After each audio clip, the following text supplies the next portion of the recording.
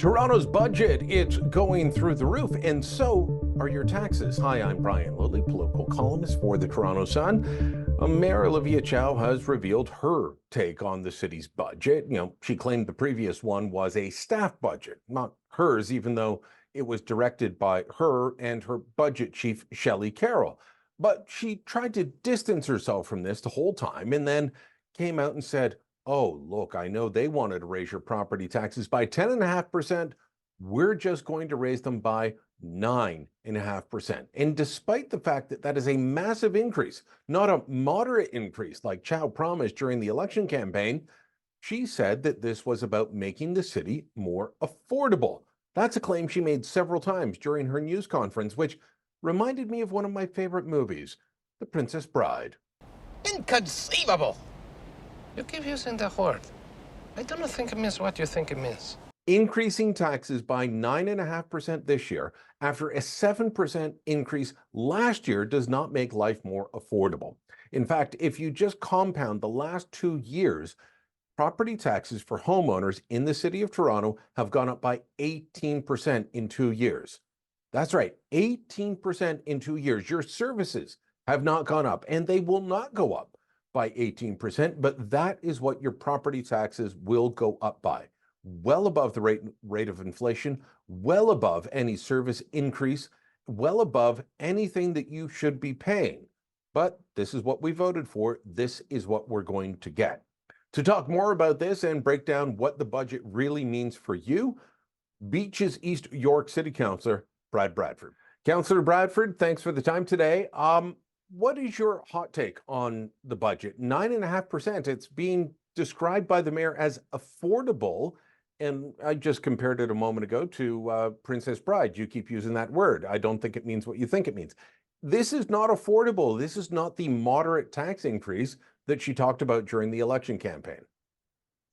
Every opportunity I had during the election, I asked the mayor, how high are you going to jack the taxes? How much is the raise going to be? She refused to answer the question, but today we now know it is a record-breaking historic tax increase of 9.5%. And you know what, Brian, I struggle with that contradiction from her as well. I just don't understand how you can table the biggest tax hike in Toronto's history and try and pretend that that's modest, try and pretend that that's affordable. She keeps saying, let's create a city that's more affordable for people. Well, you're going out to every resident in the city and you're asking them to pay for more. And the reality is they're actually going to get less. So for me, in a word, tone deaf. This is not what people are seeing, want to see right now, and it's going to make life in this city more expensive. Okay, so she did point out, though, that renters won't feel this, at least some renters. And this is something that I've been pointing out, is that she is going to make the multi-unit residential property tax rate below 3.75 so that landlords cannot ask for an increased rent. Because once you go above 3.75 under provincial law, that is considered an extraordinary tax hike. So, I mean, consider that. She's bringing in a 9.5% tax hike. Provincial law says anything above 3.75 is extraordinary, and landlords can ask to pass that on. The multi-unit residential tax, property tax for apartment buildings is already about half, but she's still lowering it. But that's only if you live in a purpose-built rental. If you're renting a house, if you are renting a bedroom or an apartment in a house, if you're renting a condo in a condo tower, you're not getting this break. And so while she's making it sound like half the city's not going to pay for a tax hike, yeah, a lot of us who are renters, but not in the situation that she favors, are going to be hit with a tax hike. Yeah, you're bang on. And you know what? I've never really seen so much spin. Look, if you go back to 2020, it was 0% on the multi-unit. It was 0% in 21. It was 0% in 22, and only last year was it 2.75%. So she's still a point higher than it was last year, and she's acting like she's doing everybody a big favor about it. But your point is a good one.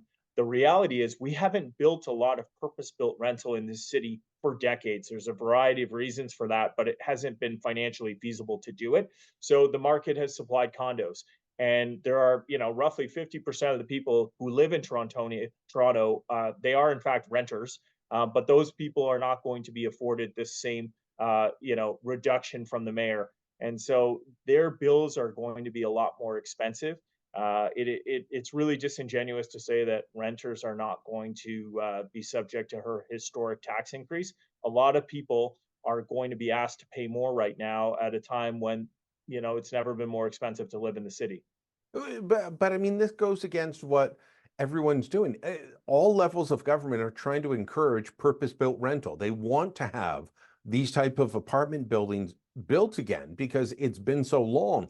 And so you've got the federal government said, we'll drop the GST portion here in Ontario. The provincial government said, we'll match that. They're offering incentives, low cost loans, all these different things. And then she comes in with a big property tax hike, but it's just below where you're allowed to pass it on. So you've got to eat that extra 3.75%. That sends the wrong message at a time when you're trying to get these things built.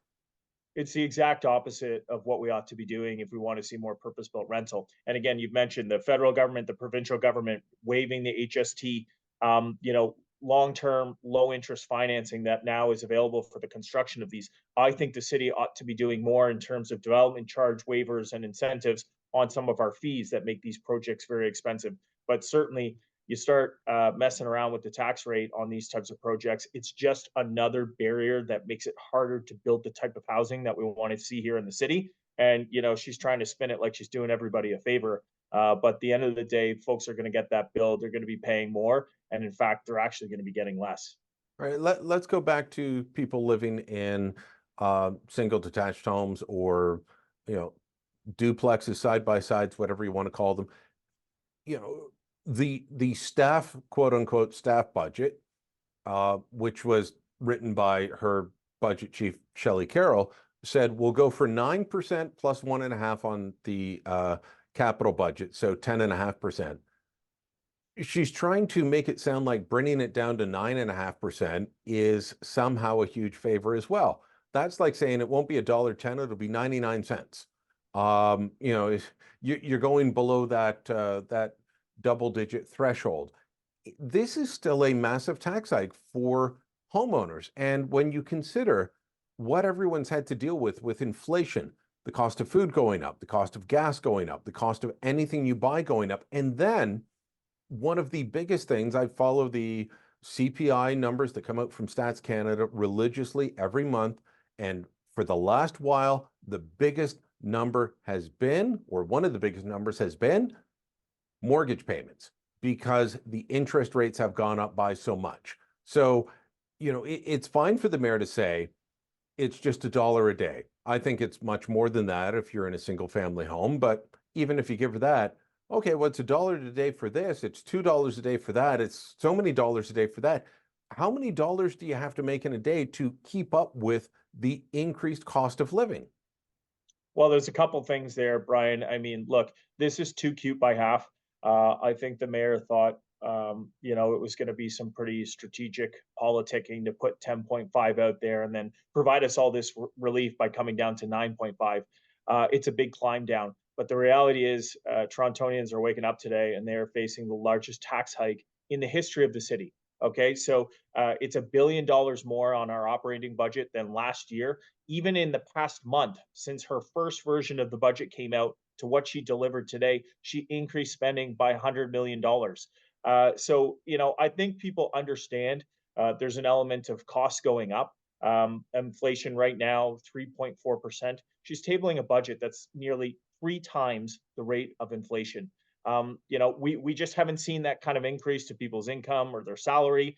And the reality is the mayor needs to consider the totality of people's expenses. They're paying more at the pump, they're paying more at the grocery store, they're paying more in rent. And as you point out, interest rates on mortgages, it's still very sensitive for people. And to my mind, to go out and hit people with the largest ever tax increase at a time when folks are really getting pinched, it just shows that this mayor is completely out of touch with the challenges that people are facing right now. It's not a budget that I'm going to be able to support, and my colleagues and I are going to have to do our work on the floor to try and bring that down. Well, you mentioned people's wages or salaries going up. It's hard to track some of that, but StatsCan does keep track of both private sector and public sector union contract negotiations and wage settlements, and often non-union employees tend to follow that. They will get similar increases, and it's in that 3.4, 3.6 range. It's nowhere near 9.5 on top of 7 last year. So, this is a very tough pill for people to swallow. Now, um, the mayor did one thing that I find interesting. She had suggested that, or her quote unquote staff budget had suggested getting rid of things like windrows, which I didn't know existed. I would have loved to have had that when I had a big driveway in Ottawa. That's the service where they come by, and after the plow blocks you in, they come by and chip that away and take away that mountain of snow at the end of your driveway. I would have loved to have had that. It's existed in Scarborough, in North York, and Etobicoke for decades. People have paid for it. She wanted to get rid of it based on equity. I live downtown. I'll tell you, Brad, I get a lot of services down here that people in the suburbs don't get. If we did an equity lens on everything, I'd be getting a lot less, not what I get now. So it's a bit bogus there. But what she did was she said, okay, well, here's a pot of money, and I forget the number. You can tell me what it is. And so for the windrows, for the police budget, for everything else, she's like, you guys fight it out. I know this isn't new, but it is a bit of a distraction, right? She's going to keep you guys all on your toes, fighting about that, ignoring the extra billion in spending over the last year, and saying, you guys fight for the crumbs. You know what, Brian? That's right. It's not new. There typically is a little bit of money at the end of the budget process, and there are conversations amongst councillor colleagues about how to spend that money. But this is a little bit different because what you've identified: snow removal, snow clearing services, police officers, frontline officers to try and respond to the 22-minute average time for a priority one call. We need more frontline officers. What she's doing is creating a counselor Hunger Games for $8 million on the floor, where we're all going to be going at each other to fund core services. That's the big difference. Last year there was, I think it was $4 million that counselors were trying to negotiate, and generally it's line up. Improvements in some of the communities. Maybe it's park benches, maybe it's a breakfast program, but it's small things. We are not having a debate or an argument on the floor over core municipal services. So Policing, hold on. There's 8 million on the floor, right? and you've got 8 million on the floor, and you've got 16 million for snow removal and 12 million for police and all these other priorities, and you got to fight over it. That's right. And that's what's different. And frankly, I find it very cavalier from her office to sort of put everybody into that position where you're fighting over a small pot of money that is inadequate, again, to fund core services. We're not talking about, can you replace the benches in a park? We're talking about frontline police officers to respond to priority one calls. We're talking about making sure that the city is actually dealing with the snow, particularly in the suburbs where it piles up, and we have historically cleared those driveways with windrow service. So that, to my mind, is reckless. It's irresponsible. It's not the way we ought to be doing the budget. She is cutting on the things that actually matter the most to the people who live in this city, and she's blowing up spending and hiring additional staff that I think the vast majority of Torontonians are not really going to see the benefit of, but they're certainly going to pay for it. Yeah, I want to ask you about this because I know you're a bit hot under the collar on this. I ask this as a near daily TTC rider. Some days I'm not on the subway or the streetcar. Some days I'm walking. Occasionally I drive. But you've got this this pot of money to hire people. The big deal with the province was we will bring in new safety measures. We will bring in additional staff to make sure that people are safe. Most of us thought, oh, great, special constables. That's not what's happening, is it? No, and you know what? The premier, as part of the New Deal, made a commitment to help support and improve safety on the TTC. I believe the number was 300 million, a very significant sum to help us do that. We're very grateful for that support. The Premier even tweeted and made a statement, you know, more police officers for Toronto with these dollars. Unfortunately, the mayor hasn't put a nickel of that to frontline officers or special constables. Instead, what she's decided to do is hire 200, I think they're called information agents, customer service folks. Those are Some the people, people in the red aprons. that, When you're getting off at the streetcar or the subway, they're the people in the red aprons. that's right. And so you see them out there, but I could tell you if there is a safety issue, what are they going to do? They're going to pick up the phone and they're going to call the police. But the problem Yeah. is we don't have the frontline officers to respond. You know, we lose $130 million a year, 130 million, 10% of the TTC budget to fare evasion. They don't do anything for fare evasion. So, you know, they're there to have a presence, 200 more of them now, and $300 million spent, but nothing to actually improve our ability to respond to safety issues. No money for special constables, no money for police officers, and now there's $8 million at the end of her $17 billion budget for all of us to fight it out on the floor of council. You know, we heard the other day, my colleague Joe Warmington's been writing about the person at Yonge and Dundas that attacked somebody with a needle. It was a week or two ago.